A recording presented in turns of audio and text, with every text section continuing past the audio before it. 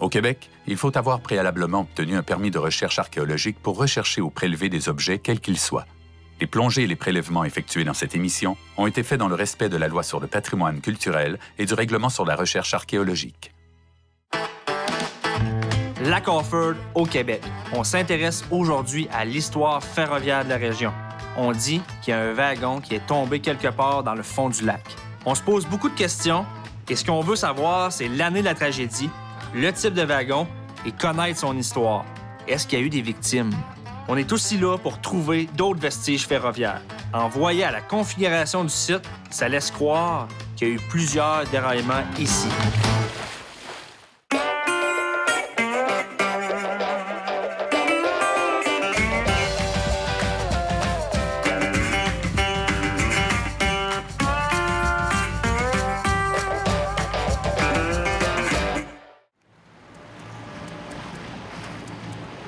Donc, il y a un wagon dans le lac Offord. Il s'est retrouvé là en quelle année et pourquoi? Puis on va essayer de trouver des réponses. La direction est bonne? Oui, continue comme ça, là. Tout d'abord, j'ai enquêté un peu et j'ai réussi à trouver des articles de presse et une photo qui vont peut-être nous aider dans notre quête. La photo a été prise à partir du lac, sauf quand même assez près. Mais là, faut pas oublier que ça fait plus de 90 ans. Donc, c'est certain que ça a changé, là. Continue dans cette direction-là. Continue dans cette direction-là. Selon mes recherches, il y a eu un déraillement en 1927, puis un autre qui s'est produit en 1943 dans le même secteur. Ça semble être au même endroit, Jean-Marc.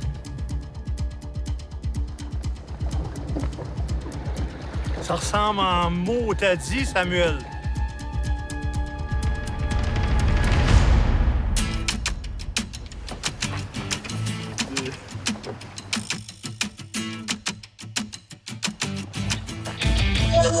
Salut Sam, mon Dieu, malheureusement, ça va être impossible pour moi d'aller faire cette mission-là. Là. Je suis vraiment très occupé puis j'ai jamais pu me libérer. Par contre, je t'ai envoyé Manu, tu vas voir, c'est un caméraman sous-marin, un super bon plongeur là, qui va prendre ma place puis qui va être excellent. Là. Ouais, c'est pas mal de pression, mais ça va bien aller. Manu est un plongeur expérimenté, un des seuls au monde qui fait des images sous-marines en apnée. Une expertise qui va peut-être nous servir dans nos recherches. Passer après Mario puis devoir faire la même job là, puis essayer d'être à la hauteur là, c'est quelque chose là pour quelqu'un comme moi. Là. Mario, c'est vraiment comme ma légende là, c'est la personne qui m'inspire à faire ce métier-là là, depuis très longtemps. Manu est là pour filmer le wagon, bien sûr, mais on est aussi venu pour le documenter, déterminer son type et peut-être même le dater si possible. Longueur, largeur, épaisseur. Pour les détails, un petit pied de roi. On a aussi fait appel à Éric Faneuf, un archéologue subaquatique, parce que pour manipuler ou mesurer une épave ou un artefact, ça prend un archéologue mandaté. On va sortir ça. Là, on vient plonger pour essayer de savoir c'est quoi le wagon. Tu me connais avec les rivets. Fait que, tu sais, c'est longueur, largeur, épaisseur, des pièces de bois, des structures pour avoir des détails qu'on va pouvoir après essayer de retrouver là, dans les livres. Finalement, ta ceinture de plomb est déjà rendue là-bas. Ouais. Les conditions sont vraiment belles, là. Ça va être chill. Dès qu'on a passé le petit clapot, là, ça va remuer un tout petit peu dans les 50 premiers centimètres, là, puis après, on est super beau. Là. Ouais. Avec la lumière, là, ça devrait être des belles conditions. Là.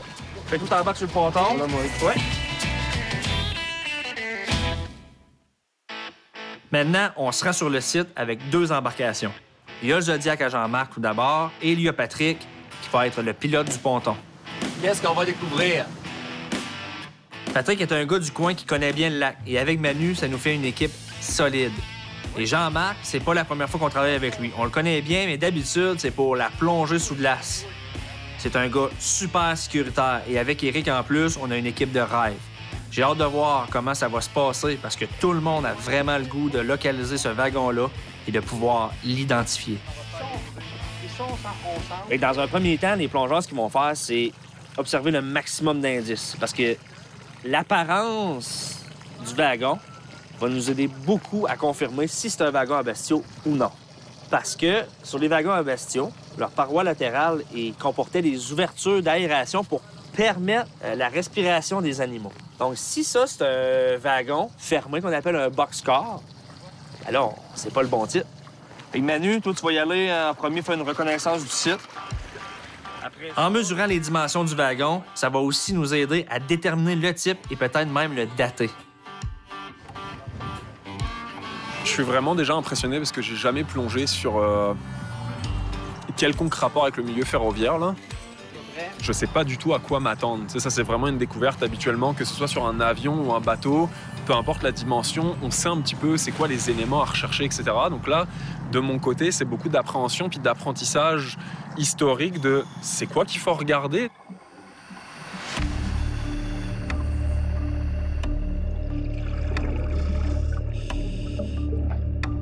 Quand je me mets à l'eau, c'est vraiment impressionnant. Une très bonne visibilité, puis les rayons de soleil qui traversent, ça fait toujours son effet. Là, moi, en tout cas, c'est quelque chose qui me rend toujours un petit peu ému sous l'eau.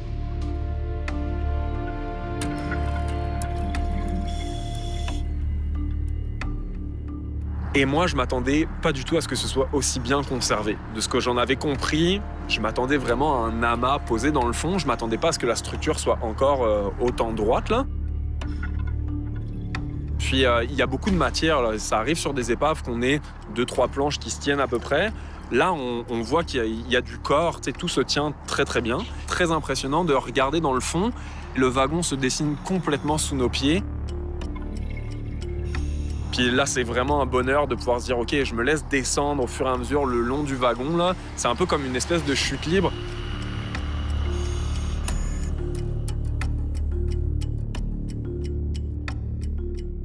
Là, Eric, je pense qu'il va être très pratique pour prendre des mesures. T'sais, il nous parle souvent de ces fameux boulons, là. Mais là, les petits détails là, vont être extrêmement importants. Là, c'est pas un bateau, là. T'sais, moi, j'ai l'habitude de demander aux gars d'observer le point d'impact, différents éléments, que ce soit la proue, la poupe. Là, c'est vraiment un dossier, je dirais, qui est, oui, très stimulant, mais qui est différent. Belle plongée, Manu? Ah, c'est une super belle pièce, là. Je m'attendais pas à ça du tout. Fait que c'est un gros wagon, c'est pas un 26 pieds, c'est un 36 pieds. Un 36? Ouais, plus le bout, fait qu'on est à 37 pieds quelques. C'est dans les wagons les plus longs. En tout cas, de ce que j'en ai vu, là, je suis pas un spécialiste, mais M. Martel, il va nous le dire. Alors, vous-en. Vous pouvez rembarquer dans le Zodiac. C'est un wagon à claire-voie. Fait que ce qui est encore en place, tu vois à travers les planches. Comme on voit encore aujourd'hui, tu sais, des wagons pour les bestiaux, tu sais. OK. Puis, est-ce que vous avez vu un autre wagon? Non. Non. Mais avec la visibilité qu'on a, s'il y avait eu de quoi de très, très collé, on l'aurait vu. Ouais. Puis à côté, là, il n'y a rien directement. Ouais. Parce que selon la tradition orale, il y en aurait un deuxième. Fait que ça confirme qu'il faut que j'appelle mes amis du Sidco. Ouais. Fait que je vais communiquer avec eux autres parce qu'on va, c'est vraiment sonder le fond ici pour en découvrir un deuxième, peut-être un troisième, peut-être un quatrième, on ne sait pas.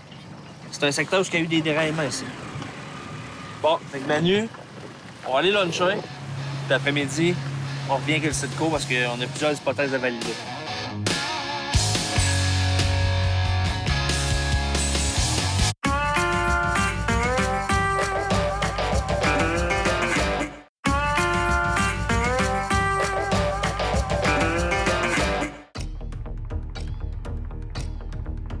En 1927, on a une photo qui nous permet d'identifier l'emplacement exact du déraillement. Moi, là, j'ai trouvé un événement qui s'est produit juste ici, en 1943. Puis selon les indices laissés dans l'article de presse, là, c'est au même endroit où se trouve le wagon. Mais c'est pas un wagon qui s'est retrouvé au fond du lac en 1943. C'est 4 wagons. On parle d'une courbe, d'un ravin de 20 pieds de profond et d'un étang profond. Le seul endroit où il y a un étang, OK, près de la voie ferrée, avec une courbe dans le secteur ici, c'est ici. Puis le ravin, moi, je l'ai mesuré. Il mesure 20 pieds de profond. Fait que c'est exactement ici que l'événement s'est produit en 1943. Juste là, c'est 1927, et là, on a notre wagon qui est là. Si on considère que la configuration du site était à haut risque et qu'à l'époque, les accidents ferroviaires étaient fréquents, ça laisse croire qu'il y a eu beaucoup de déraillements ici.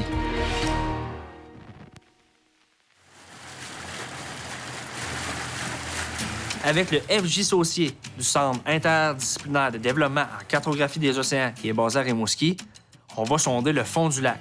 Ils ont ce qu'on appelle un sondeur multifaisceau qui nous permet vraiment d'avoir une topographie précise du fond de l'eau.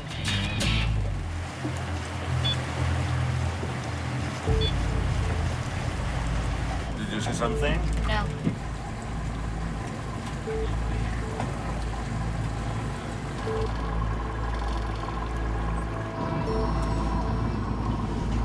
Est-ce qu'il y a quelqu'un à l'écoute sur le 7-2? Moi, en avant, c'est le ponton, le télétour, mais les autres, je pense, sont en activité. On a des petits problèmes de logiciel et Ali, l'hydrographe qui est à Rimouski et qui nous aide à setter tout ça, il a besoin d'informations. Là. On va avoir un petit 10 minutes. Alan, ready? Start. We're just gonna do just a test line with Ellie. Pour l'instant, on ne peut pas faire les sondages. On va essayer de régler ça. Là. Vous pouvez faire d'autres choses en attendant. Là. OK. On va se débrouiller. On va penser à une solution. Toujours. Ça prend toujours une solution. Ouais. Et puis t'en trouves tout le temps, de toute façon. C'est bien smart. Manu! Tu penses à quoi? Tu sais, là, on utilise des nouvelles technologies. Et moi, j'ai pensé à quoi? On va faire un petit retour dans le passé. Bon, là, Manu, on a un petit problème technique. OK? Vous avez pas réussi à faire... Bon. Et ils vont faire d'autres tests. Mais pour pas perdre de temps, j'ai pensé à quoi? Ouais. T'as sûrement déjà entendu parler de ça. C'est une technique ancienne. À l'époque, on tractait un plongeur derrière un bateau. Ouais. Mais quand ça le permettait, tu sais, quand la visibilité était bonne, faible profondeur. Puis comme, tu sais, t'as beaucoup d'expérience en apnée, mais j'ai pensé que tu pourrais te tracter par le Zodiac à Jean-Marc. Ouais. On ferait le même sondage qu'on avait établi avec les Sidco. On se passe des doigts, puis tu trouves. Ben regarde, c'est parfait Quelque pour moi. chose. Il n'y a pas de problème, on peut faire ça, ouais. Ouais. Je Ok. m'équipe, puis allons-y, là, tu sais. C'est réglé. Toi, Jean-Marc, t'es-tu à l'aise avec ça? Pas vraiment. Non? Non. Jean-Marc, t'es à l'aise avec ça. Non? C'est pas un sous-marin, c'est un homme, ça. Non, mais, Non, je vais le faire. il reste à la surface, là. Ah, il reste à la surface. Ben oui. OK, vendu. Génial. Parti. C'est parti!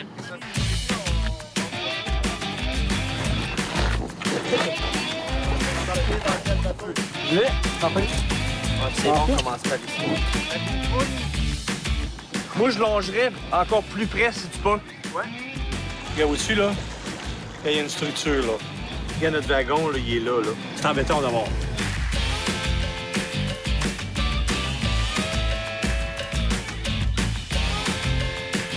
Vous pouvez aller plus vite, les gars, sans problème, hein.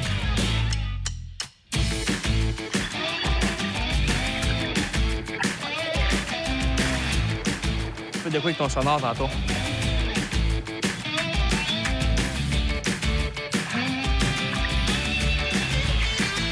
Ouais, Manu, Ouais, là, je pense que j'ai quelque chose de vraiment intéressant pour toi. c'est quoi? Écoute, j'ai vu ça, puis j'ai flashé, là, sur ta photo des 2 wagons de coucher, là. Il y a une grosse pièce métallique, un gros amas de rouille, tu sais, parce que tout a... Et tu sais, c'est déposé, on voit vraiment encore quelques espèces de vis, là. C'est dur à distinguer dans cet amas de rouille-là, là. Mais ça pourrait vraiment faire du sens que ce soit des ruines de la matière, tu sais, de ces wagons-là qui étaient tombés sur le côté, là. Il y en aurait peut-être plus profond que ça. Intéressant. On va se fier au poteau ici. Exactement, t'es vraiment en face, là. Bon. Ouais. C'est comme on trouve de quoi, là, ça te tente-tu qu'on aille, tu sais, jusqu'au prochain quai, puis qu'on continue un peu comme ça? Ouais. J'aurais pas envie de rester sur ma faim, puis qu'il y ait un wagon à 10 mètres, là. En novembre 1927, il y a eu des pluies torrentielles pendant plus de 36 heures, principalement dans le sud du Québec, mais aussi dans le nord-est des États-Unis. Ça a causé des inondations majeures et des millions de dollars de dommages. Malheureusement, certains ont aussi perdu la vie. Ça a été un drame important dont on a parlé longtemps. Et ce qui m'a intéressé avec cet événement-là, c'est qu'en 1927, juste ici, il y a un train qui a déraillé parce qu'il y avait 2 pieds d'eau sur la voie. On parle toujours des inondations de novembre. L'eau a causé un éboulis, le train est arrivé et ça a cédé sous le poids du train, évidemment. Et il y a 2 wagons qui ont basculé dans le ravin. C'est des traces de cet événement-là qu'on cherche aujourd'hui. Est-ce qu'on passe à côté? Est-ce qu'on fait? On fait un autre pas, Sam?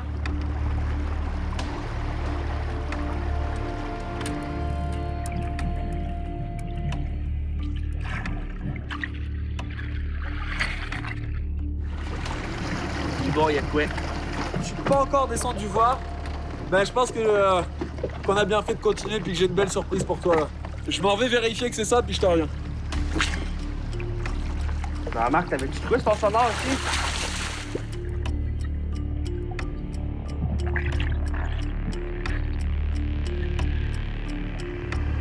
On a un magnifique rail qui descend, qui part de 3 mètres là, puis qui descend jusqu'à quasiment 10 mètres de fond. Vraiment beau, tu sais, sur toute sa longueur. Ça voudrait dire qu'on serait peut-être dans une bonne section où à un moment c'est coupé là. Ça a-tu l'air ancien? Ouais, il est vraiment très oxydé, tu sais, il y a vraiment beaucoup de matière dessus. Donc ça pourrait être une belle piste aussi. Ça, c'est pas connu, là. Je pense pas. Il y aurait des plongeurs. Parce que, tu sais, quand t'es rendu que tu parles d'une chaloupe dans un lac, tu sais, ici, il y a le wagon qui est connu, puis il y a une chaloupe. Mais honnêtement, s'il y aurait eu un ancien chemin de fer connu, on l'aurait su, là. Fait que ça, probablement que tu viens de faire une découverte, là. Puis ça, effectivement, ça peut avoir un lien avec le déraillement 1927. Les anciennes techniques de sondage de l'époque ont finalement été efficaces. Manu a peut-être fait une découverte majeure. On va revenir avec Éric pour valider le site.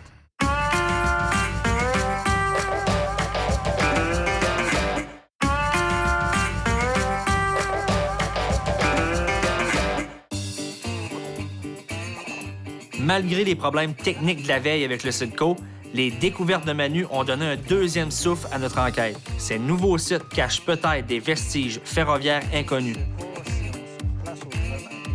On aimerait confirmer la date de fabrication et le type de wagon qui se trouve au fond du lac Orford et peut-être récolter des indices pour avancer dans notre quête. Donc là, je vais te présenter quelques images. Je vais revivre un petit peu la plongée qu'on a réalisée. Oui. Là, on est vraiment dans la partie supérieure. Oui. La partie haute du wagon, là, le frame, c'est 36 pieds, 1 pouce à peu près. Okay. Puis on rajoute grosso modo 1 pied pour la base. Écoute, c'est déjà intéressant ce que tu me dis. Je suis déjà en mesure de te dire qu'on est dans la fin des années 1870, début 1880. Ça, c'est clair. OK. Ce qu'on cherche aujourd'hui, essentiellement, ça ressemblait à ça, la mesure que vous m'avez dit. C'est sûr que cette base de métal-là, c'est un élément qui était vraiment déclencheur quand j'ai vu la vidéo. Après les années 1880, on n'en voit plus de ça. OK. OK.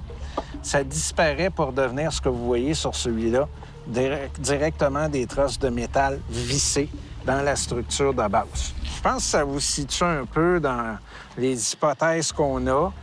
Puis prenez œil sur ces 2 maquettes modèles réduits-là qui vous donnent vraiment des détails tant en dessous que sur le dessus, des pièces que vous pourriez trouver là. Attends, il n'est pas parti encore. Hey, vous avez pas mal de job un matin, gars? Ouais, on sait quoi faire, là. T'es prêt, Manu? On s'habille. Let's go, on y va. C'est parti. Good. Avec tous les détails de Claude, ce matin, je vis ça vraiment plus comme un saut dans le temps. Toutes les pistes qu'on a eues en apnée, j'ai vraiment hâte de voir qu'est-ce que ça peut donner. Est-ce que c'est des pistes, bon, bah voilà, c'est des vieux blocs de bois sans intérêt, ou est-ce que réellement, ça peut dater de cette époque-là? Est-ce qu'on va trouver un autre wagon? C'est stimulant, vraiment, là, aujourd'hui. Avant d'explorer le site découvert par Manu, Éric doit plonger jusqu'au wagon, histoire de faire la collecte de données. Monsieur Martel a besoin de plus de détails pour nous permettre de confirmer l'année de fabrication du wagon.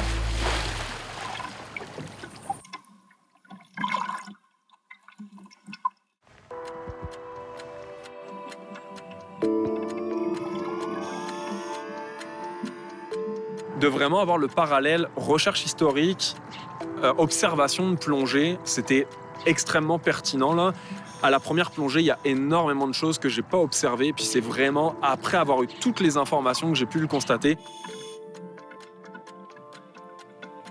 On voit super bien sur l'arrière du wagon qu'il y avait une échelle. Écoute, on voit tous les anciens supports pour chaque marche.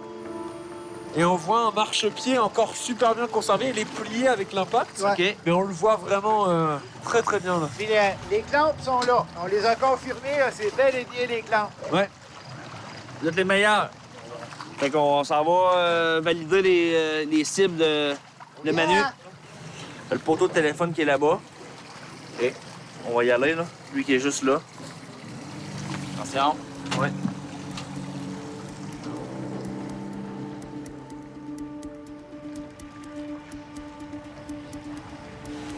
Il y a une rail de chemin de fer qui est au fond du lac. Puis il y a quelques crampons autour. Puis Manu me dit qu'il y a peut-être eu un éboulis dans ce coin-là. Il y a des grosses roches, des gros troncs. Fait que peut-être que ça, c'est un lien avec l'éboulis 1927 ou un autre événement qui n'a pas été documenté. Fait que c'est quand même un vestige ferroviaire, là. On est pas loin, là. Fait que s'il y a de quoi, on va le trouver.